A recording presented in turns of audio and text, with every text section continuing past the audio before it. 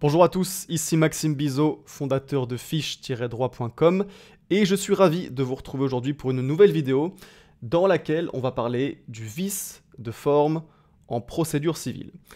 Alors, de quoi est-ce qu'on va parler dans cette vidéo? D'abord, on va donner une définition du vice de forme. Ensuite, on verra différents exemples de vice de forme pour bien comprendre en quoi consiste cette notion. Ensuite, on abordera les conditions de la nullité pour vice de forme. Et puis enfin, on s'intéressera au régime de la nullité pour vice de forme. Mais juste avant de commencer cette vidéo, sachez que vous pouvez télécharger mon pack de fiches en procédure civile. C'est un pack qui comprend 20 fiches, qui sont claires, qui sont synthétiques et qui résument parfaitement la matière. Donc, si vous voulez mieux comprendre la matière et si vous voulez réviser efficacement la procédure civile, je vous recommande ce pack de fiches qui va énormément vous aider. Et si ça vous intéresse, vous trouverez le lien dans la description de cette vidéo. Ceci étant dit, c'est parti, on peut commencer la vidéo. Alors le vice de forme, on va donc donner la définition, désigne le non-respect du formalisme de l'acte de procédure. Alors, qu'est-ce qu'un acte de procédure ? Les actes de procédure, ça va être par exemple les assignations, les actes par lesquels on convoque l'adversaire devant une juridiction, ou bien devant la cour d'appel, on va parler de déclaration d'appel. Les actes par lesquels on fait appel, ce sont les déclarations d'appel. Et donc les actes de procédure, ça va être les assignations, les déclarations d'appel, et plus globalement, tous les actes qui ont lieu dans le cadre d'une procédure devant une juridiction. Et pour être valables, ces actes de procédure, ils supposent le respect de certaines formalités, aussi bien concernant leur rédaction que leur notification. Donc concernant leur rédaction, ces actes de procédure, ils doivent contenir certaines mentions obligatoires. Et concernant leur notification, ils doivent être notifiés à la partie adverse afin de l'informer, et là encore, il y a des règles qui encadrent cette notification. Et donc, le vice de forme vient sanctionner le défaut d'accomplissement ou le mauvais accomplissement d'une de ces formalités. Donc par exemple, pour les formalités relatives à la rédaction des actes de procédure, eh bien le vice de forme vient sanctionner l'absence d'une mention obligatoire, ou bien une erreur dans cette mention obligatoire. Et également, il faut bien comprendre que les vices de forme s'opposent aux vices de fond. Donc les vices de fond, ça va être par exemple le défaut de capacité d'ester en justice. Et pourquoi est-ce que les vices de forme s'opposent aux vices de fond? Très simplement parce que, à la différence des vices de forme, les vices de fond ne consistent pas dans le non-respect d'une formalité. Retenez bien que les vices de forme consistent dans le non-respect d'une des formalités de l'acte de procédure. Maintenant que cette définition est posée, on va pouvoir voir ensemble différents exemples de vices de forme afin de bien comprendre en quoi ils consistent. Alors les vices de forme, ils sont nombreux et constituent par exemple un vice de forme, comme on l'a dit précédemment, le défaut ou le caractère erroné d'une mention obligatoire. Et donc ici, on va prendre comme exemple plus précisément l'assignation.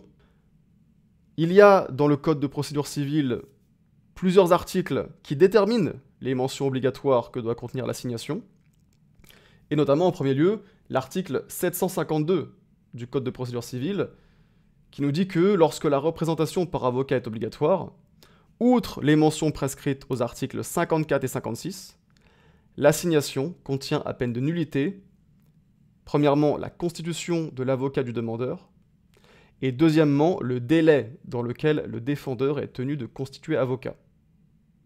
D'accord ? Donc on l'a dit, le vice de forme sera constitué par le défaut ou le caractère erroné d'une mention obligatoire. Et donc par exemple, avec cet article 752 du Code de procédure civile, on comprend que l'absence dans l'assignation de la constitution de l'avocat du demandeur ou bien du délai dans lequel le défendeur est tenu de constituer avocat, bien l'absence d'une de ces mentions constitue un vice de forme. Hein, l'absence d'une de ces mentions ou bien l'erreur dans une de ces mentions. Ok ? Mais on voit également dans cet article 752, outre les mentions prescrites aux articles 54 et 56. Donc l'assignation doit contenir les deux mentions qui figurent dans l'article 752, mais également les mentions prescrites aux articles 54 et 56. Et en ce qui concerne l'article 54, cet article, il nous dit « À peine de nullité, la demande initiale mentionne l'indication de la juridiction devant laquelle la demande est portée, l'objet de la demande, et pour les personnes physiques, les noms, prénoms, profession, domicile, nationalité, date et lieu de naissance de chacun des demandeurs. » Il y a également des mentions qui sont différentes pour les personnes morales. Mais donc là encore, il faut bien comprendre que l'absence ou bien l'erreur dans une de ces mentions obligatoires constituera un vice de forme. Donc, par exemple, l'absence du nom, du prénom, de la profession, du domicile ou de la nationalité du demandeur constituera un vice de forme. Ou bien encore l'erreur dans l'une de ces mentions. Et puis enfin, on va citer l'article 56 du Code de procédure civile qui contient d'autres mentions obligatoires que doit contenir l'assignation et qui nous dit donc que l'assignation doit contenir, à peine de nullité, les lieux, jours et heures de l'audience à laquelle l'affaire sera appelée, un exposé des moyens en fait et en droit, ou bien encore la liste des pièces sur lesquelles la demande est fondée dans un bordereau qui lui est annexé.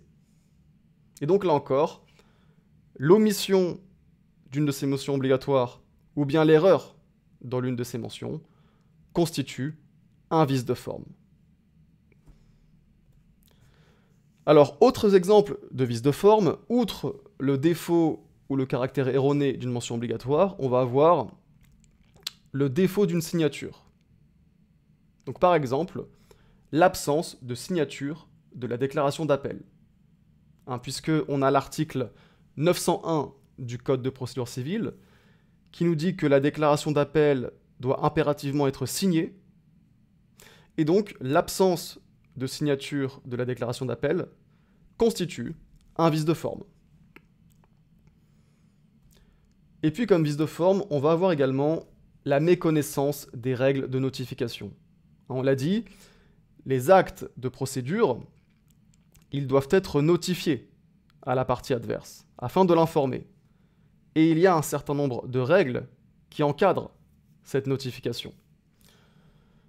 Et donc par exemple, l'huissier de justice, ou on parle plutôt aujourd'hui de commissaire de justice, puisque les professions d'huissier et de commissaire-priseur ont été fusionnées en 2022 dans la profession de commissaire de justice.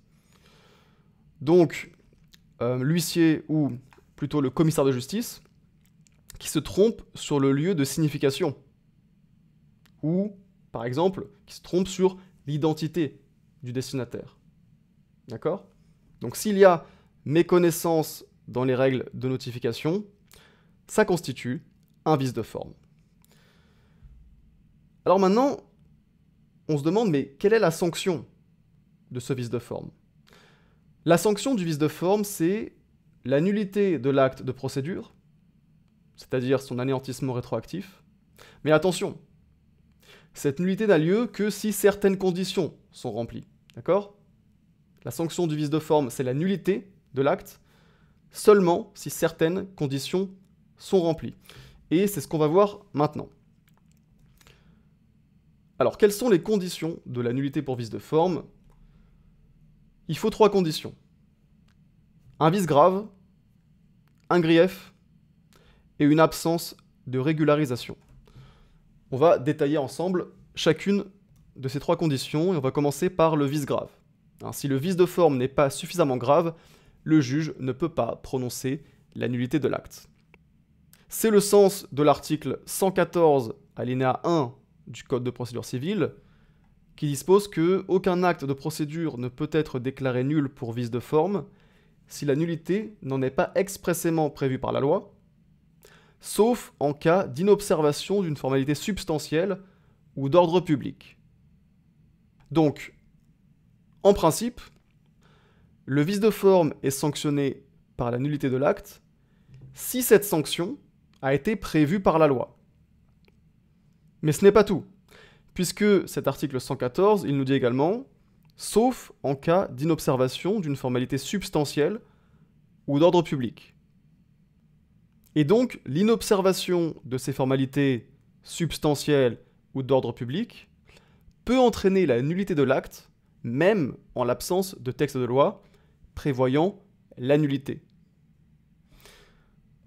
Donc au final, la nullité d'un acte entaché d'un vice de forme ne doit être prononcée que si, première possibilité, et c'est le principe, la nullité est prévue par la loi, ou bien, deuxième possibilité, si le vice de forme concerne une formalité substantielle ou d'ordre public.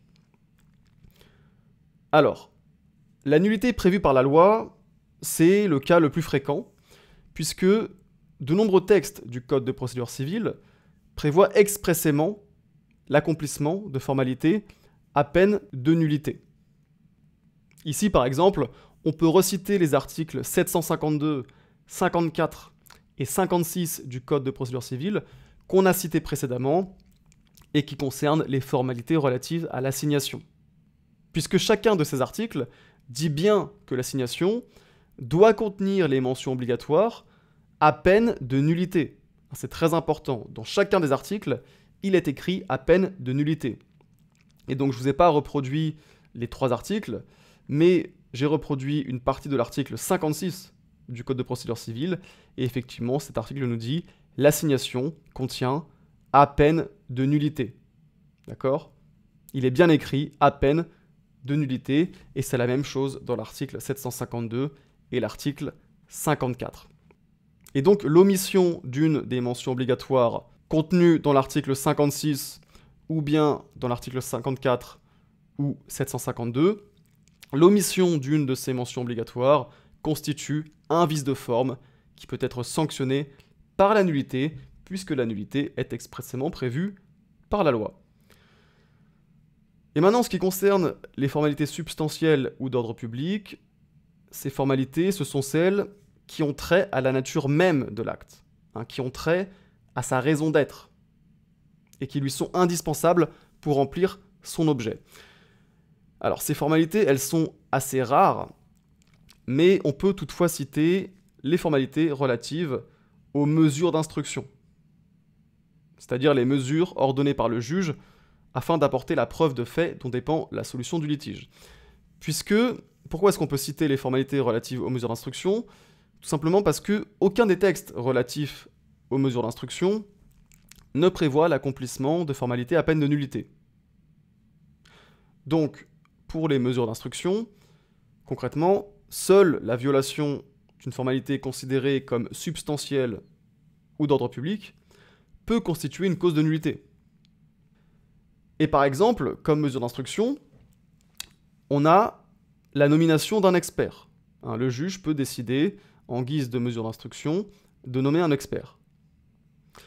Et en l'occurrence, on a l'article 242 du Code de procédure civile qui dispose que le technicien peut recueillir des informations orales ou écrites de toute personne, sauf à ce que soient précisés leur nom, prénom, demeure et profession, ainsi que, s'il y a lieu, leur lien de parenté ou d'alliance avec les parties, de subordination à leur égard, de collaboration, etc., etc. Mais donc, ce qui est important ici, c'est que il a été jugé en jurisprudence que l'omission de l'identité des personnes dont l'expert avait recueilli les informations constituait un vice de forme substantiel, pouvant donc entraîner la nullité de la mesure d'instruction. Voilà pour le vice grave. On va passer à la deuxième condition de la nullité pour vice de forme, qui est le grief. Il faut un grief. Pour que la nullité d'un acte soit prononcée pour vice de forme, il faut que la partie qui l'invoque prouve le grief que lui cause l'irrégularité. Ça, c'est ce que dit l'article 114, alinéa 2 du Code de procédure civile. Donc, qu'est-ce que ça signifie? Ça signifie que la partie qui invoque le vice de forme doit subir un préjudice. Elle doit subir un tort. Concrètement, elle doit être empêchée de défendre correctement ses droits. Donc, par exemple, le vice de forme fait grief s'il désorganise la défense de la partie qu'il invoque. Pourquoi est-ce qu'il y a cette nécessité d'un grief? Tout simplement parce que l'idée avec le vice de forme, ce n'est pas de permettre à une partie qui ne subit aucun préjudice d'invoquer un vice de forme pour simplement retarder l'issue du procès, voire même pour le gagner. Et en cela, il est donc légitime que la partie qui ne subit pas de préjudice ne puisse pas obtenir la nullité de l'acte. D'accord? Et donc, cette règle, elle peut être résumée par le principe « pas de nullité sans grief ». Puis également, il faut savoir que le grief est apprécié de manière souveraine par les juges du fond en fonction des circonstances. Il s'agit d'une appréciation in concreto. Et puis enfin, dernière condition, c'est l'absence de régularisation. Puisqu'en effet, la nullité est couverte par la régularisation ultérieure de l'acte si aucune forclusion n'est intervenue et si la régularisation ne laisse subsister aucun grief. Donc il faut bien comprendre que l'auteur d'un acte entaché de vice de forme peut toujours le régulariser, c'est-à-dire rectifier l'acte afin de faire disparaître le vice. Et la régularisation, elle agit de manière rétroactive. Elle valide l'acte au jour où il a été réalisé. Et dans ce cas, la nullité ne peut plus être prononcée à condition qu'il ne subsiste aucun grief. Donc pour que la nullité pour vice de forme puisse être prononcée, il faut nécessairement une absence de régularisation. Et on a donc vu les trois conditions de la nullité pour vice de forme. On va maintenant s'intéresser au régime de la nullité pour vice de forme. Et d'abord, il est important de le préciser, la partie recevable à soulever le vice de forme peut tout à fait décider de ne pas le faire, puisqu'il s'agit d'une simple faculté. Et le juge ne peut relever d'office une nullité pour vice de forme. Et puis autre point, quand est-ce que les vices de forme doivent être invoqués? Eh bien, contrairement aux vices de fond qui peuvent être invoqués en tout état de cause, c'est-à-dire à tout moment de la procédure, les vices de forme doivent être soulevés simultanément et in limine litis, c'est-à-dire avant toute défense au fond ou fin de non-recevoir.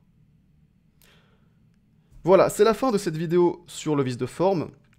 J'espère que ça vous a plu, j'espère que ça vous a été utile, et je vous dis à bientôt sur cette chaîne YouTube pour une prochaine vidéo.